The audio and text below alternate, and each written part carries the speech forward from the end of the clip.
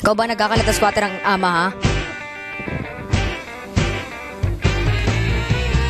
Ba't ganyan ka makatingin?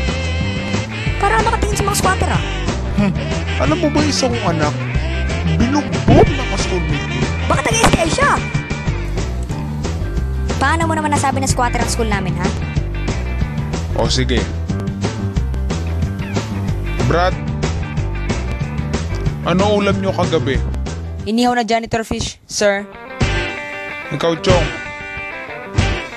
Mukha unggoy saan ka nakatira? Sa ilalim ng tulay, sir. Tayo guys.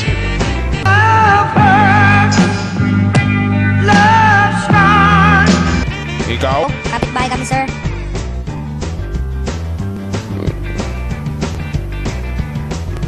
Boys, anong masasabi nyo sa kanila?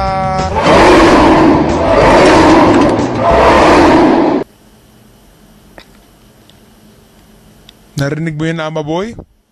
Magtinda ka na lang doon ng taho.